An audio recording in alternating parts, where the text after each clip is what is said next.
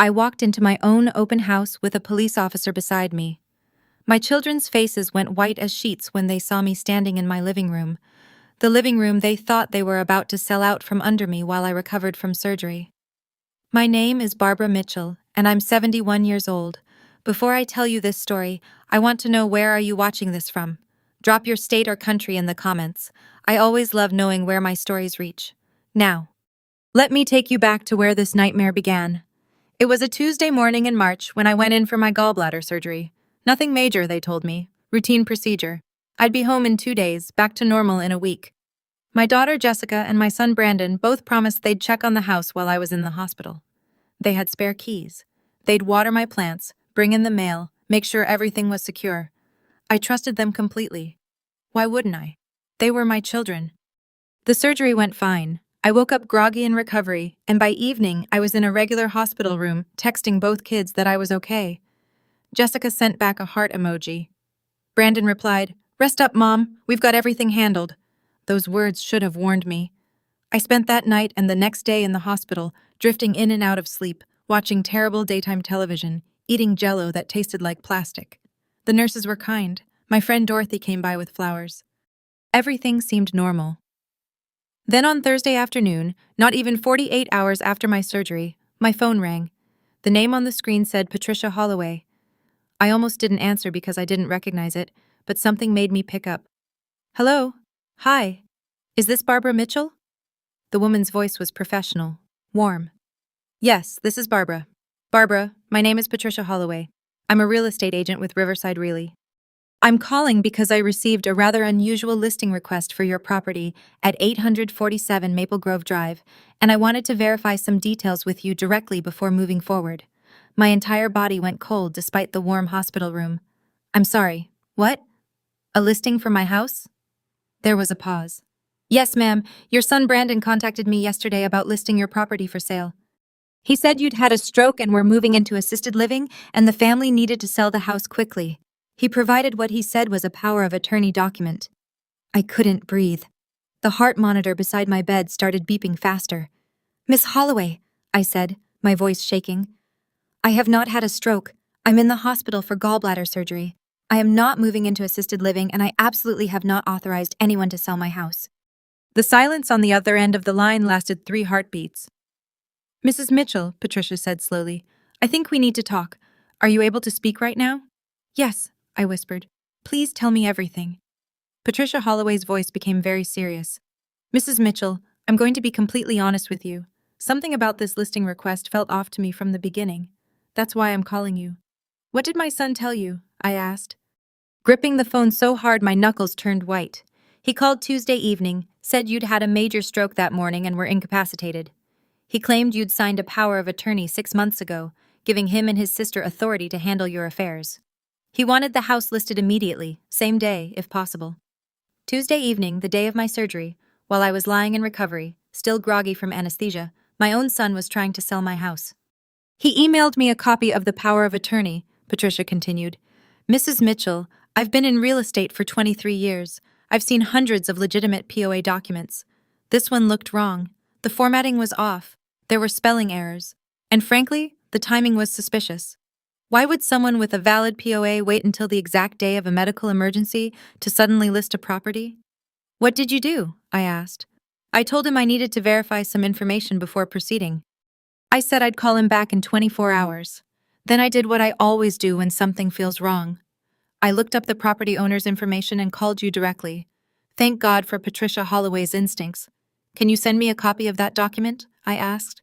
"I can, but Mrs. Mitchell, if what you're telling me is true, you need to involve the police. This isn't just a family disagreement. If your son forged a legal document to fraudulently sell your property, that's a serious crime." My mind was racing. Brandon, my baby boy, who I'd rocked to sleep, who I'd helped through college, who'd cried at his father's funeral and promised he'd always take care of me. That Brandon was trying to steal my house. Is my daughter involved? I had to know. "Yes," Patricia said gently. "Jessica called me this morning to follow up. She asked if I could schedule an open house for this weekend. She said they wanted to sell quickly because of your medical bills and the cost of your care facility." Both of them. Both of my children had conspired to do this. "Mrs. Mitchell, are you all right? Should I call a nurse?" I realized I was crying. silent tears running down my face in that sterile hospital room. I'm okay, I managed. Patricia, can you do me a favor? Can you tell them? Yes. Tell them you'll do the open house. What? Mrs. Mitchell, please tell them you'll list the house. Schedule the open house for Saturday afternoon. Can you do that? There was a long pause. You have a plan. I'm going to need a few days to arrange things, but yes, I have a plan. Will you help me? Patricia Holloway didn't hesitate. Absolutely. Let's catch them red-handed. After we hung up, I pressed the call button for the nurse. I had work to do. The nurse who came in found me sitting up in bed, tears still wet on my face, but my jaw set with determination. Mrs. Mitchell, what's wrong? Are you in pain? No, I said. But I need to speak with my doctor. I need to know when I can be discharged. Within an hour, Dr. Reynolds came by. I told him I was feeling much better, which was a lie. I felt like I'd been hit by a truck and needed to go home. He was hesitant, but I insisted. He finally agreed I could leave Friday morning if my vitals stayed stable. That gave me 1 day before the open house. Thursday evening, I made my first call. Not to Brandon or Jessica. They still thought I was incapacitated in the hospital, probably hoped I'd be here for weeks. No, I called my friend Dorothy. Dorothy, I need your help with something, and I need you not to ask too many questions yet. Barbara, honey, what's wrong? Can you pick me up from the hospital tomorrow morning? And I need you to drive me to a lawyer's office and then to the police station. There was silence. Then what have your kids done? That's the thing about real friends. They know. I'll explain everything tomorrow. Can you help me? I'll be there at 9 a.m. sharp. Next, I called my lawyer, Robert Chen. Wait, not Chen.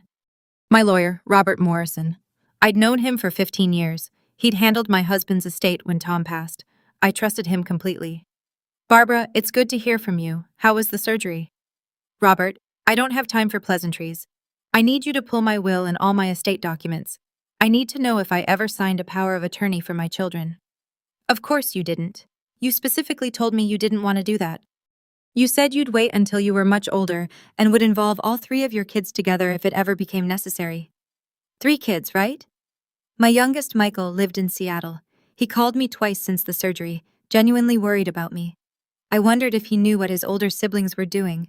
Robert, my children are trying to sell my house using a forged power of attorney. I heard papers rustling on his end. Tell me everything. I explained the whole situation, the surgery, Patricia's call, the fake documents. Robert was silent for a long moment. Barbara, this is elder fraud. It's a felony. You need to file a police report immediately. I know. I'm going to the station tomorrow, but Robert, I want to catch them in the act. The realtor scheduled an open house for Saturday at 2 p.m. I want to walk in there with the police.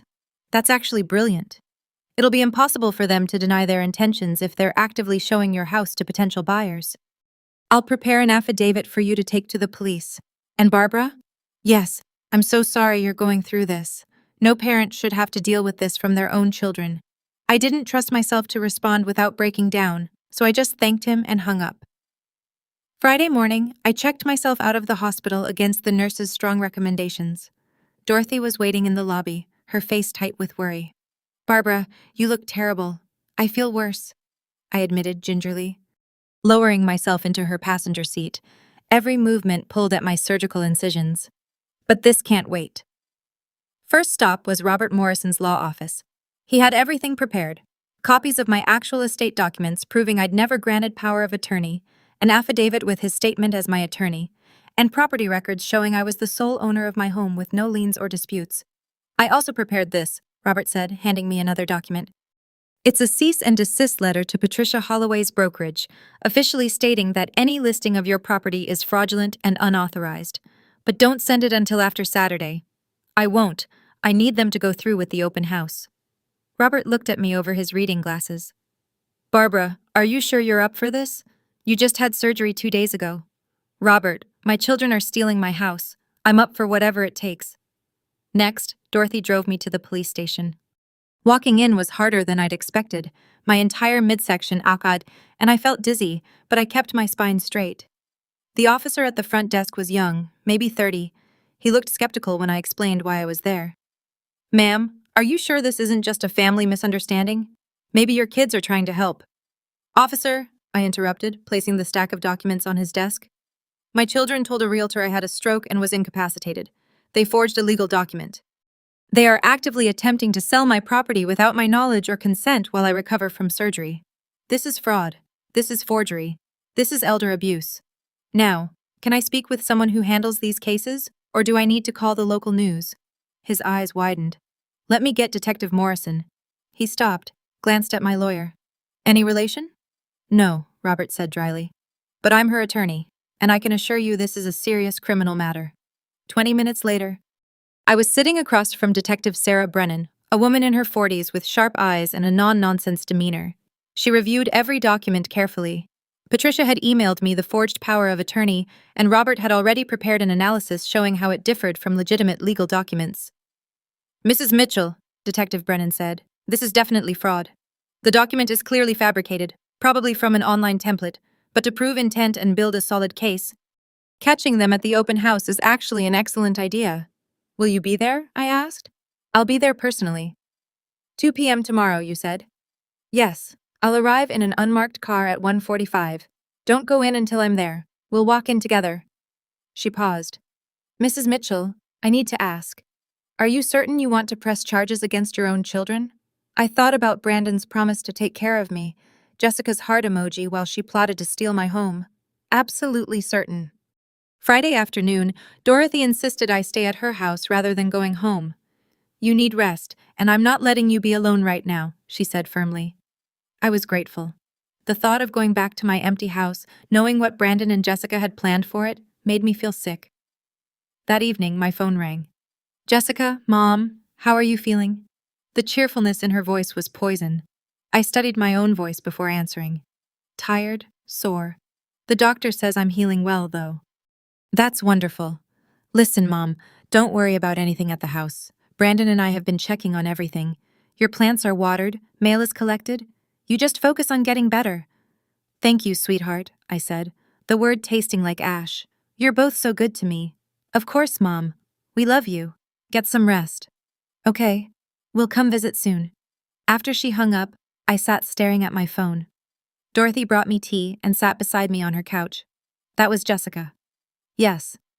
Telling me not to worry about the house, telling me she loves me. Oh, honey. The open house is tomorrow at 2, Dorothy. Right now, my house is probably staged.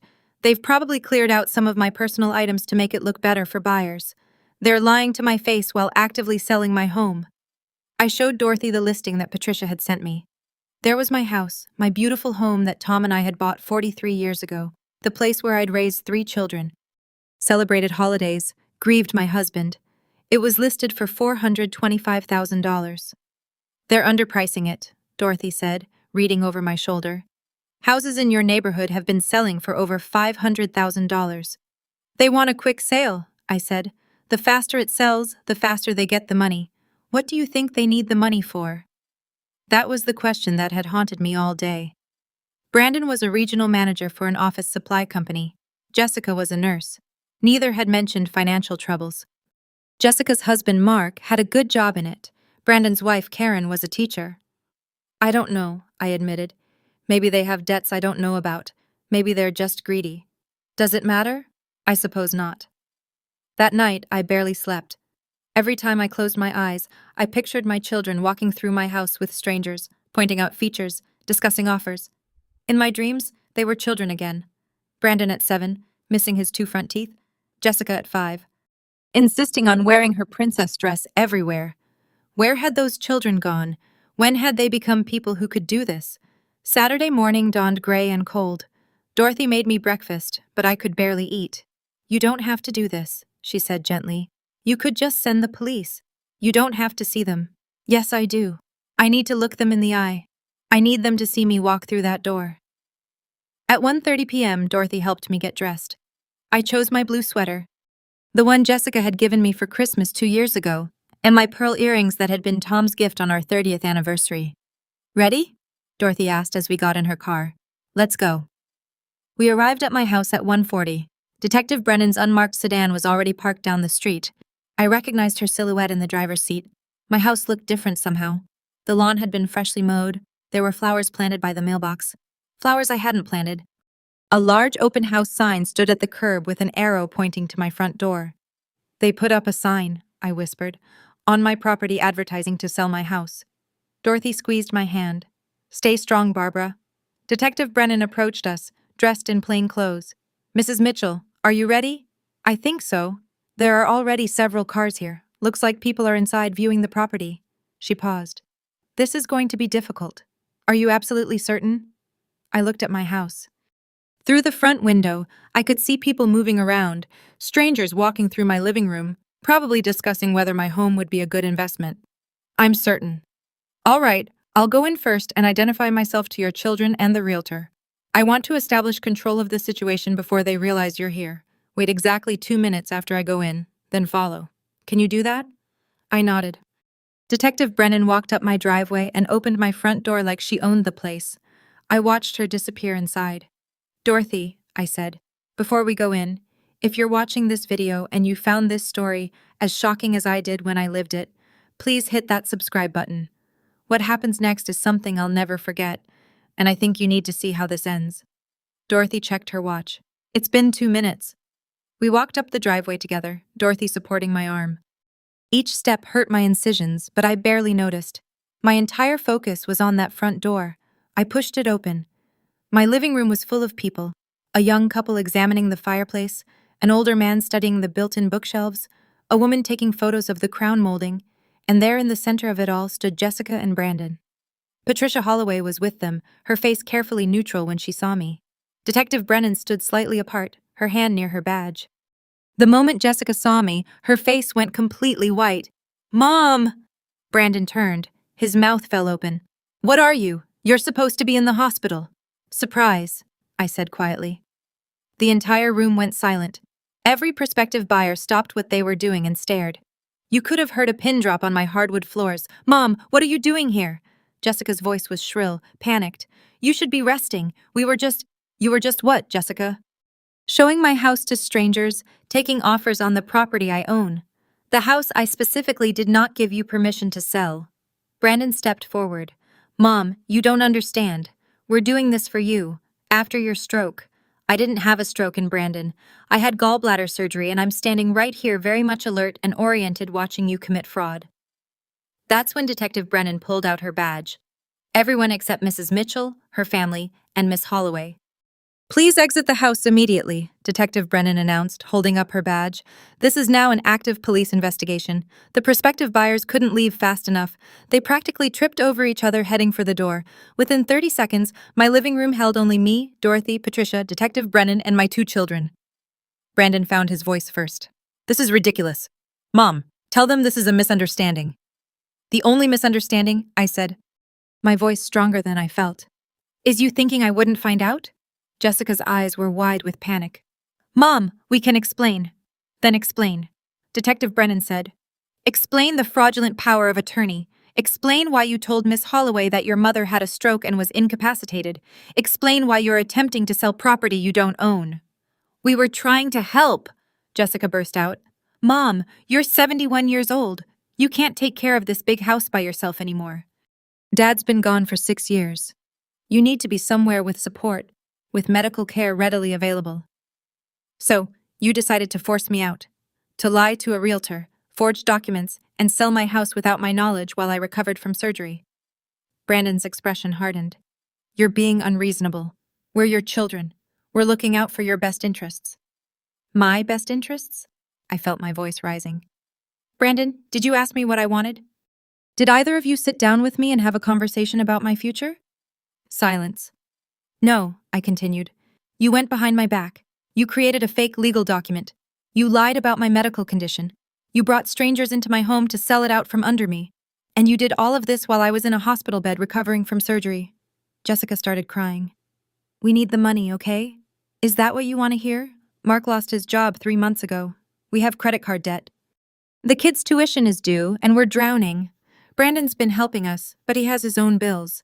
This house is sitting here worth $500,000, and you're living in it alone. It's not fair." There it was. The truth finally. "So, you thought you'd steal it?" I said softly. "You thought you'd sell my home, my memories, everything your father and I built together because you have debt." "We were going to use the money to get you into a nice facility," Brandon said. But his voice lacked conviction. You'd be taken care of. How much of the sale price was actually going to my care? I asked. Be honest, Brandon. For once in this entire nightmare, be honest with me. Fez. He couldn't meet my eyes. Neither could Jessica. Detective Brennan stepped forward. Mr. Mitchell, Miss Reynolds, I need you to understand the serious nature of what you've done. You've committed forgery, fraud, and attempted theft. These are felonies. You're looking at substantial prison time. Prison, Jessica whispered. You're going to send us to prison, Mom? I looked at my daughter, my firstborn, the baby girl I'd rocked through countless nights, whose hand I'd held on her first day of school. You were going to steal my house, I said. What did you think would happen? Brandon suddenly became aggressive. This is insane. We're your children. Family doesn't send family to jail over a misunderstanding. This isn't a misunderstanding, Detective Brennan said firmly. This is premeditated fraud. Mrs. Mitchell, I need to get formal statements from everyone. Mr. Mitchell, Miss Reynolds, I'm going to need you to come down to the station. We're not going anywhere without a lawyer. Brandon said, That's your right, but understand that this investigation is happening whether you cooperate or not. We have the forged document. We have recorded conversations with Missua Holloway. We have the listing itself as evidence. You were caught in the act of attempting to sell property through fraudulent means. Jessica turned to Patricia. You set us up. You called our mother. I did my job, Patricia said calmly. When a listing seems fraudulent, I verify it with the property owner. That's what any ethical realtor would do. Mr. Mitchell, Detective Brennan continued, can you tell me where you obtained the power of attorney document? Brandon crossed his arms. I'm not saying anything without a lawyer. Then let me tell you what we already know. You downloaded a template from a legal forms website. We can trace that. You filled in your mother's information, forged her signature, and presented it as legitimate. You then contacted Miss Holloway and created a false medical narrative about your mother's condition. I watched my son's face as the detective spoke. He still looked angry, defiant even. No remorse, no shame, just fury at being caught. Jessica, I said quietly. Do you even understand what you've done to me? She was still crying. Mom, please think about what this will do to our family, my kids, your grandchildren. What happens to them if I go to jail? Katie is only 12. Dylan is 9. They need their mother. It was emotional manipulation and we both knew it, but it still hurt. What about my needs, Jessica? What about my home, my security? Did you think about that when you were planning this? We thought you'd never find out, she sobbed. We thought you'd be in the hospital longer and then in recovery, and by the time you knew the house had sold, it would be done. We were going to tell you we'd found a beautiful assisted living place all paid for with gardens and activities. You'd have been happy there, Mom. You were going to trap me, take away my choice, force me into a facility I didn't choose because you'd already stolen and spent my money. Dorothy spoke for the first time. Barbara, maybe you should sit down. You're still recovering. She was right. I was feeling light-aided, my surgical site throbbing, but I couldn't show weakness. Now, Detective, I said, what happens next? I'll need you to come to the station to give a formal statement. Your children will need to be interviewed separately. Miss Holloway will need to provide her testimony and all documents. Then the DA will decide on charges. What kind of charges? I asked. Elder fraud, forgery, attempted theft through deception. Potentially conspiracy. There's serious felonies in this state. She looked at Brandon and Jessica. You're both looking at 2 to 5 years per charge. Jessica's knees buckled. She grabbed the back of my couch to steady herself. Mom, please, Jessica begged. Please don't do this. We made a mistake. A terrible mistake. But we're family. We can work this out. I'll pay you back somehow. I'll pay me back. I felt something break inside me. Jessica, you can't pay back trust. You can't reimburse betrayal. You tried to steal my entire life. We're sorry, she cried. We're so sorry. Please, Mom, please. Brandon still wasn't apologizing.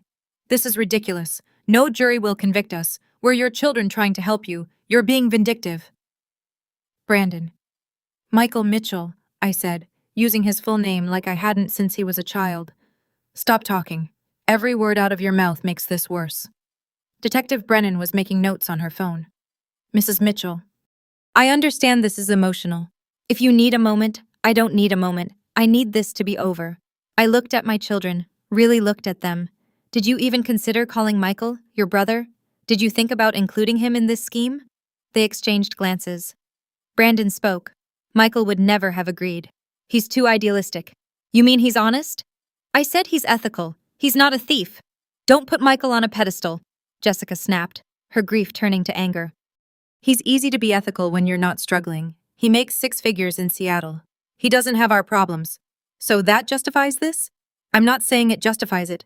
I'm saying you don't understand the pressure we're under. Then you should have asked me for help. My voice rose, pain shooting through my abdomen. You should have come to me honestly, told me about your problems, and we could have figured something out together. Instead, you chose to commit crimes against your own mother. The room fell silent except for Jessica's sobbing. Patricia Holloway cleared her throat. Mrs. Mitchell, I want you to know that I've already contacted my broker. The listing has been removed. I've also documented everything for my records. I'll testify to whatever the court needs. Thank you, Patricia. You saved me from losing everything. I'm just glad I trusted my instincts. Detective Brennan looked at Brandon and Jessica. I need you both to come with me to the station. Now. You can call a lawyer from there. Mrs. Mitchell, you should go home and rest. We can take your full statement on Monday. I want to give my statement today, I said. While it's fresh, while I can still do this without breaking down. All right, you can follow me to the station. As Detective Brennan led my children toward the door, Jessica turned back one last time. Mom, I love you. I know you don't believe it right now, but I do love you. I wanted to say I loved her too. The words were automatic, trained into me by decades of motherhood, but they stuck in my throat. I loved you enough to trust you with my house keys, I said instead. You loved me enough to steal my house. She flinched like I'd slapped her. Then they were gone, led out of my house by a police detective, my 2 oldest children who I'd given everything to. Dorothy put her arm around me. Let's get you sitting down before you fall down. The legal process took 3 months. 3 months of statements, evidence gathering, court dates, and meetings with the district attorney. Michael flew in from Seattle the day after I told him what happened. He was horrified, heartbroken, and furious with his siblings. Mom, if you'd called me, if you'd ever hinted you needed money, I would have helped. You know that, right? I did know. My youngest had always been my most thoughtful child. Brandon and Jessica both hired lawyers. Their attorneys tried to frame it as a misguided attempt to help me.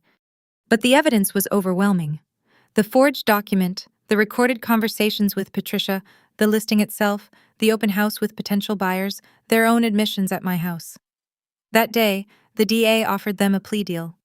Plead guilty to reduce charges, accept probation, pay restitution, and serve community service. The alternative was trial and potential prison time. They took the deal. The hearing was brief. I sat in the courtroom and watched my children stand before a judge and admit their guilt. Jessica cried through the entire thing. Brandon's jaw was tight, his eyes hard with resentment. The judge ordered them to pay me $25,000 each in restitution for emotional distress, legal fees, and damages. They were each sentenced to 3 years of supervised probation and 500 hours of community service. They were also ordered to have no contact with me unless I initiated it. Do you understand the terms? The judge asked them. Yes, Your Honor, they both mumbled. What you did to your mother, the judge said, is unconscionable. Elder fraud is a serious crime, and it's particularly heinous when committed by one's own children. You violated her trust in the worst possible way. You should be ashamed. I didn't feel triumphant watching them accept their sentence. I just felt tired. After the hearing, Michael took me to lunch. How are you doing, Mom? I don't know. I admitted I won. I kept my house. They're being punished. But I don't feel like I won anything. You lost your relationship with 2 of your children. I lost it the moment they decided to forge that document. I just didn't know it yet. I still live in my house. Dorothy checks on me daily. Michael calls twice a week. I've made my will crystal clear. Everything is divided equally among all 3 children, but it's locked in a trust they can't access until specific conditions are met. All overseen by Robert Morrison. Jessica sent me a letter 6 months after the hearing. She apologized, said she understood if I never forgave her, asked if she could bring the kids by to see me. I said yes to the grandchildren, no to her. Brandon has never reached out. I don't expect he will suck. People ask me if I regret pressing charges. The answer is no. They didn't just try to steal my house. They tried to steal my autonomy, my dignity, my right to decide my own future. That's not something I can forgive even from my own children. My house is still mine. My life is still mine. And that's all the justice I needed.